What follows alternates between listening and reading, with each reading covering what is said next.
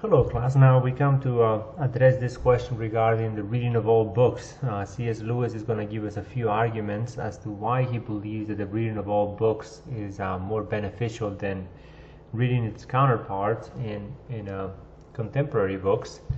Now, one of the reasons I bring this article to mind is because you guys throughout this course and throughout the rest of the humanities courses, you're going to be encountering many of the ancient writers and classical writers, and you will see how intimidating it could be at first, where you encounter different disciplines as well as writing styles as well as expectations for the reader, and you may find yourself a bit discouraged by it or overwhelmed because the way in which books are written today, they tend to kind of simplify the context and content and minimize the expectations on the reader. So the inclination is to make things easier for the person that is reading today. It is estimated that the ordinary reading level at which books are written today, especially textbooks, are at a 4th grade level reading. So complex words, difficult syntax and compounded sentences and so on, those things are minimized for the sake of reading, ease of reading. And so I wanted to expose you to this short little article by C.S. Lewis, where he's going to bring up a few points. Now I won't cover the entirety of the article, but I will bring up a few points that stood out to me as I read it. And he makes the point that in approaching this classical text or ancient text, what you encounter is that once you begin to read, it takes a little bit of time to get acclimated to what the content of it is. But once you get acclimated to the writing style, they tend to be much more intelligible and easier to understand. So reading Plato, Aristotle, or Dante, or Augustine, sometimes it is far easier to read them directly than to read an interpretation of them by a modern book. And that's what C.S. Lewis is bringing up in this article, that he exhorts you to go ahead and read the book and then try to understand the author, and in the end you may end up quite surprised of how readable. And one of the reasons why some of these authors have made it into the canon and continue to be read is because of their ability to communicate ideas. So the best interpreter of Plato, it's Plato himself.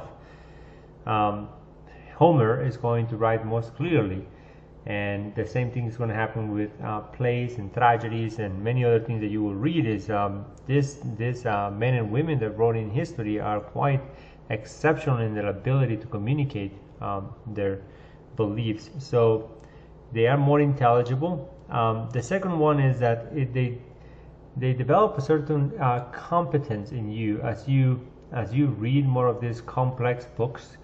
Then your mind is able to gravitate and to make better sense of complex sentences and difficult trains of thought that are much more logical than ordinarily people communicate. So you become it's one of those things that once you read one or you read a chapter, then you feel much more confident to go into the second one. Well, once you read a book by an author, and then you are much more inclined to read a second book, and it will be easier for you and you will understand more. The third component that I will bring up is depth of understanding. So here you encounter, when you read these books, with a human being that lived quite a distant time from you, wrestling with problems that you may share in common but in different contexts, and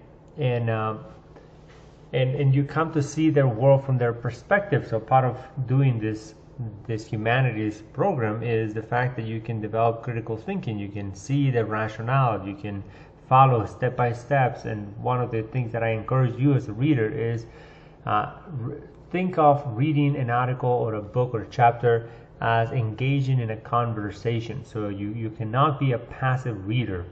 You have to be quite active. Pause, make notes, annotations, bring up questions that may come to mind to see if the author answers them.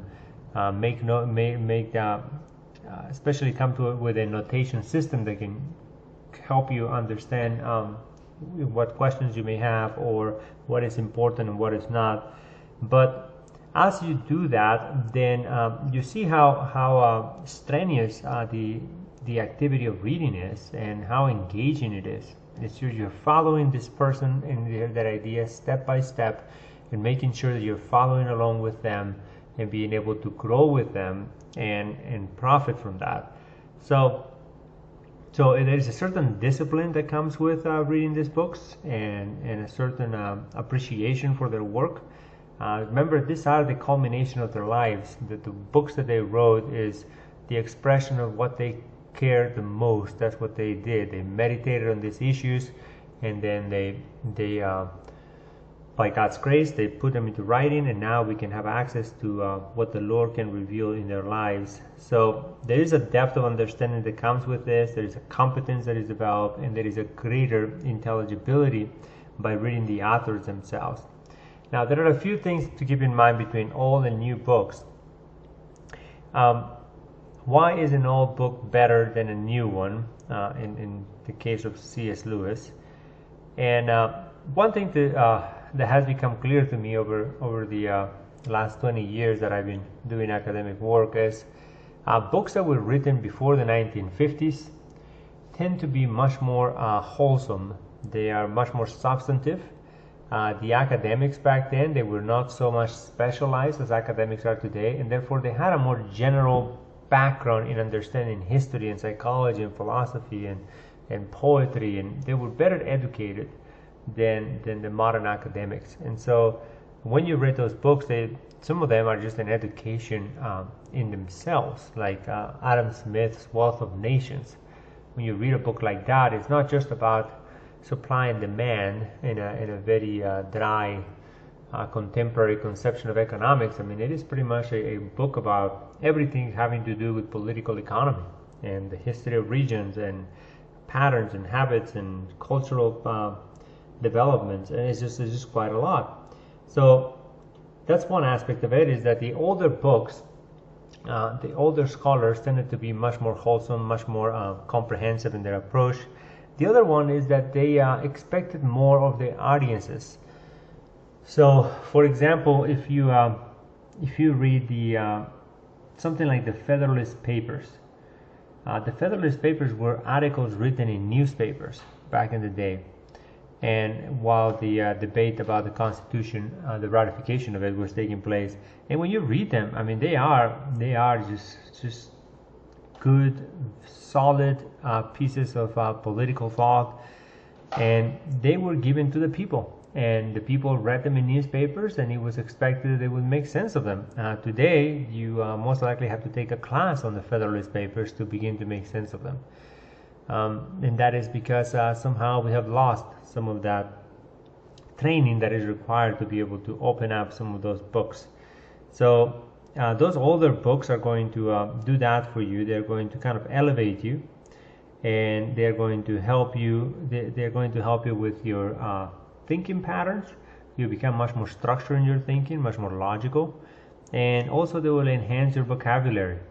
There's not a better way of learning and enriching your vocabulary than being exposed to the words and the proper context in which they are laid out, and usually these authors speak in that way. It is much more language. Much care was given to identifying the precise words that ought to be used, and the other aspect of this that C.S. Lewis brings to mind is the fact that when you read the old books or the original books themselves, then you are entering a conversation at that time period, over and against reading a summary today, and that summary may not also be faithful to the actual content of the book. So unfortunately, during my undergraduate studies and some of my graduate studies, I was exposed to secondary sources, and in doing so, then you always have a question mark as to, is this really what this author believes? Over and against me going back and reading the actual work and then making sense of it, and then after that you can consult commentators on it if you want to, but at least you have encountered the text. You can formulate a sense of what is being said. In academic circles, it is very fashionable to try to create polemics, to try to trivialize something and make it a contention, come up with a new creative interpretation of a passage or an author of a book. And those interpretations may completely deviate from the actual writings of the author or how the author has been understood historically.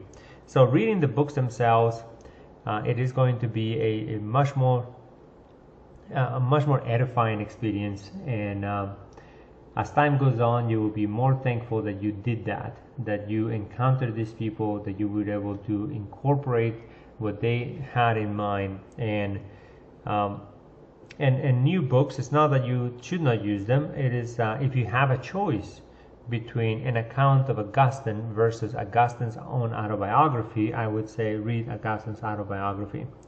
So there are some advantages and some disadvantages to this idea of old versus new, but definitely the modern books are going to be have greater ease of use, and they will give you a sense that you understand more than you actually do, where the older books will be much more nuanced, much more comprehensive, much more critical, and but at the same time so much more edifying than these ones. And one point that C.S. Lewis makes is in regards to theology, particularly. Reading the actual writings help you get a better appreciation for the work and the toil and sweat that went into just developing the Christian doctrines that we have today and that we take for granted. So as you read this article and as you venture into this privilege that we have of reading the authors themselves, I would encourage you to persevere, and by the end you will be all the more edified for it, and by God's grace He may lay a foundation for you to go on and come to discover countless minds that have come before us, that have paved the way, and in many cases have laid the foundation for the culture and the life and the beliefs that we have.